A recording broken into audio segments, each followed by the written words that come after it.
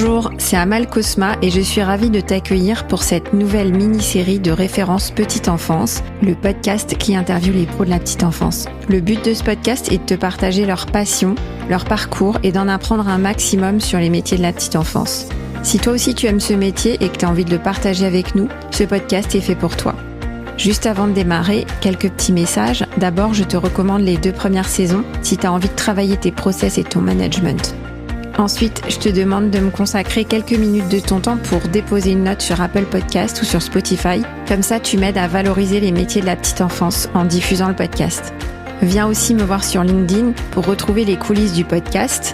Enfin, j'ai aussi créé une newsletter que tu peux retrouver dans les notes de l'épisode, dans laquelle je partage tous mes outils de qualité d'accueil et de qualité de vie au travail, parce que l'un ne va pas sans l'autre. Allez, je ne t'embête pas plus et je laisse place à l'interview de mon invité du jour.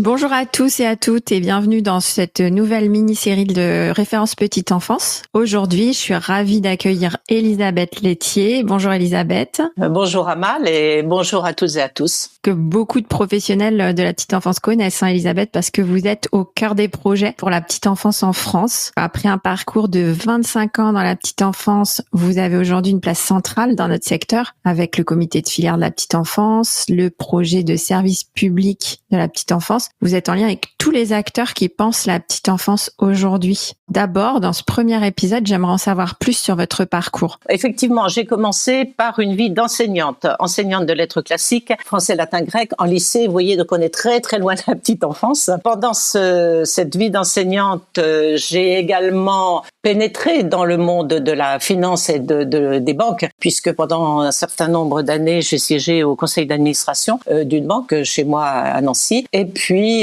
également un petit peu dans l'économie, puisque j'ai eu l'honneur de présider le conseil d'administration qui gérait le parc des expositions de Nancy. Donc beaucoup d'expériences, tout aussi riches les unes que les autres, mais l'expérience, le centre a été ma vie d'enseignante. C'était quand même, l'enseignement, votre projet de départ. Oui. Et ensuite, vous êtes arrivé dans la finance, mais par quel parcours ? C'est une banque locale. Ils essaient d'avoir dans ces conseils d'administration non seulement des financiers, des personnes dont vraiment c'est le job, mais aussi ce qu'on pourrait appeler en politique la société civile, donc des personnes qui sont en prise directe avec la vie et avec la société. Donc c'était en tant qu'enseignante en fait ? Oui. D'accord. Est-ce qu'il y a eu des moments marquants qui ont fait que vous êtes arrivée à ce que vous êtes aujourd'hui, des moments fondateurs ? Je suis arrivée à ce que je suis aujourd'hui, tout au départ, le hasard. Et ce hasard qu'il faut savoir saisir. Voilà, je me suis fait remarquer par le maire de Nancy qui préparait sa liste pour une réélection, donc en 1995, donc c'était il y a 25 ans, même un peu plus je crois. Voilà, il m'a rencontré à la suite d'un petit événement et il m'a demandé si j'acceptais d'intégrer sa liste, ce que j'ai fait. Donc si vous voulez, au départ, c'est vraiment le hasard. Tout simplement. Je n'ai jamais été encartée en politique, je n'ai jamais collé une affiche et je n'ai jamais mis, jusqu'à ce que je sois sur une liste, un prospectus dans une boîte aux lettres. Et vous n'étiez pas non plus dans la petite enfance, ni dans les crèches Et je n'étais pas du tout dans la petite enfance. Non, j'ai 4 enfants. Comme j'étais enseignante, c'est un métier qui est facilement conciliable avec le fait d'avoir des enfants, d'autant que je l'exerçais à mi-temps en lycée, voilà, en tant que professeur de latin grec uniquement. Et donc, mes 4 enfants, je ne les ai jamais mis en crèche. C'est ce qui est d'ailleurs très, très curieux et très, très amusant. J'ai découvert le monde des crèches, le monde de l'accueil de la petite enfance par le biais de mon premier mandat. Et là, j'en suis tombée follement passionnée. Follement amoureuse de la petite enfance. Et je crois qu'on est nombreux à se découvrir cette vocation sur le tard. Moi-même, je suis reconvertie aussi. Oui, mais si vous voulez, la petite enfance même, elle était en moi, j'allais dire, presque de façon innée, puisque avant d'être enseignante, quand j'étais lycéenne moi-même, je voulais absolument être pédiatre. Mon niveau en mathématiques et en matière scientifique étant proche de celui de la mère, voire en dessous de celui de la mère, et mon niveau étant excellent dans tout ce qui était matière littéraire, très spontanément, voilà, je suis allée vers une carrière d'études littéraires. Mais vraiment, mon envie profonde était d'être pédiatre. Donc finalement, je pense que ça a été toujours en moi. Souvent, on dit que quand on travaille dans la petite enfance, ça fait écho à ce qu'on a vécu. Et est-ce que vous pensez que c'est lié à l'enfant que vous avez été ou peut-être à la maman que vous avez été ? C'est vrai qu'on le dit souvent. Simplement, je fais toujours très attention de ne pas dire ce qui a été dit par certains ou certaines ministres. Pour s'occuper d'enfants, il suffit de les aimer. Parce que là, je vais faire hurler le monde professionnel à juste titre.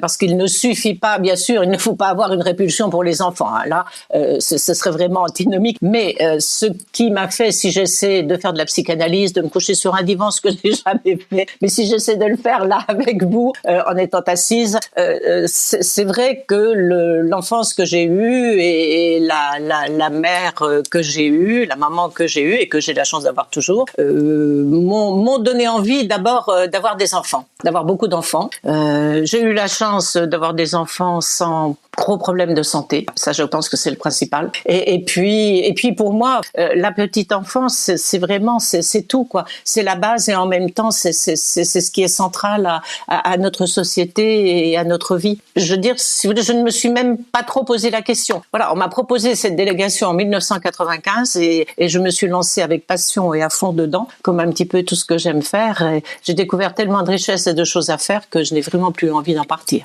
Oui, je comprends tout à fait. Et donc, c'est pour ça que vous êtes resté. C'est parce que c'est un métier où on a beaucoup de sens. C'est pour ça que vous pensez qu'on s'attache à la petite enfance en général? Oui, c'est une fonction qui est en même temps très technique et très politique.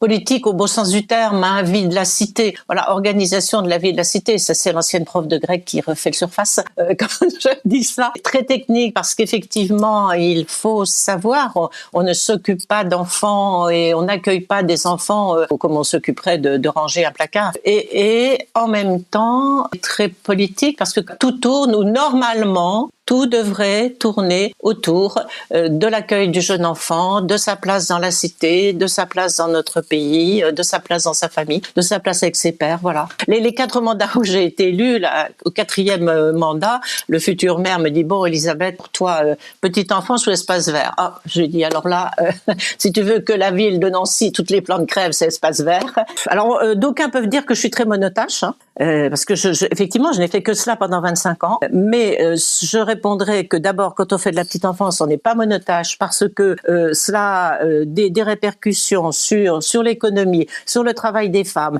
sur l'organisation d'une ville, sur les espaces verts, sur les logements. Et par ailleurs, le gros avantage, c'est que vous pouvez voir l'évolution de la profession, vous pouvez voir l'évolution des types d'accueil, vous avez le temps de pouvoir faire des comparaisons et de mesurer et de voir ce qui est le mieux. Et puis, vous vous faites connaître aussi par les grands interlocuteurs et vous arrivez à créer la confiance. Quand vous dites on se fait connaître, c'est vrai que vous avez quand même un parcours très particulier. Vous êtes maintenant vraiment au centre des grands projets. Pourquoi, à votre avis, qu'est-ce qui fait votre force? Pourquoi est-ce que vous avez été choisi pour diriger les grands projets? Alors, j'allais vous dire, demandez-le à ceux qui m'ont choisi. Mais plus sérieusement, écoutez, je suppose, parce que je suppose que c'est grâce à mon parcours d'élu, ma très forte implantation au niveau des élus locaux. Voilà, également mon parcours à l'Association des maires de France, puisque de 2008 à 2020, j'ai coprésidé le groupe des élus petite enfance, ce qui m'a donné une ouverture sur absolument tout type de communes, des petites, une commune de 300 habitants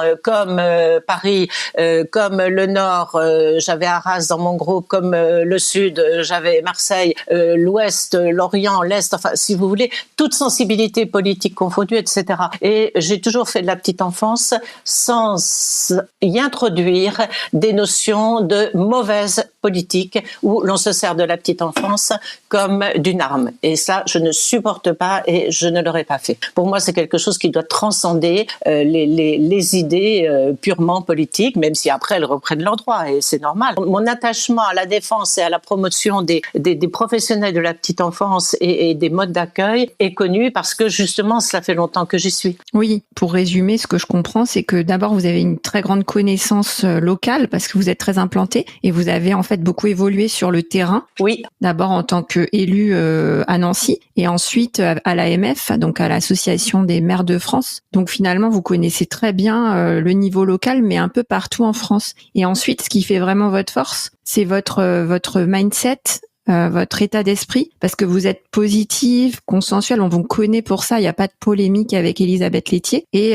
pas de politique politicienne en fait. Vous êtes vraiment là pour construire avec les pros de la petite enfance. Oui, si vous voulez, je suis toujours partie du principe que toute idée, bon, j'enlève les extrêmes bien sûr de quelque bord qu'ils se situent, mais sinon toute idée est entendable et peut être prononcée à partir où elle est dans le respect de l'interlocuteur que vous avez en face de vous. Après, on est d'accord ou on n'est pas d'accord, c'est logique, c'est normal, voilà. Mais si vous défendez une idée avec des arguments qui sont vrais, ben voilà, il y a discussion. Ensuite, il y a choix, qui ne fera peut-être pas plaisir, mais au moins on aura pu s'exprimer dans le respect des uns et des autres. C'est la démocratie, voilà, c'est la politique. Et moi, je ne peux travailler que comme ça. Mais je vous comprends tout à fait et je crois que c'est un grand défi, surtout aujourd'hui, parce qu'aujourd'hui, on le sait, alors ça a peut-être toujours été comme ça, mais il y a beaucoup de polémiques sur différents points, sur différents sujets dans la petite enfance, que ce soit des modes éducatifs, on entend beaucoup de polémiques sur l'éducation bienveillante, sur les potentiels maltraitants, sur la façon dont il faut gérer tout ça, et puis le privé, le public, donc il y a beaucoup de polémiques et je crois que c'est quand même pas donné à tout le monde de réussir à rester objectif et droit dans ses bottes. Donc pour ça, Elisabeth, vous êtes notre atout, notre figure de proue de la petite enfance. Et les pros de la petite enfance comptent beaucoup sur vous. Je sais. Merci Elisabeth de nous avoir parlé avec sincérité de votre parcours de vie. Je suis sûre que nos professionnels de la petite enfance sont ravis d'en savoir un peu plus sur celle qui les défend au front. Et maintenant, on va pouvoir passer à la suite et dans notre deuxième épisode, entrer un peu plus dans le détail, dans les coulisses de la petite enfance avec vous. Vous êtes prête, on y va ? On y va. Allez.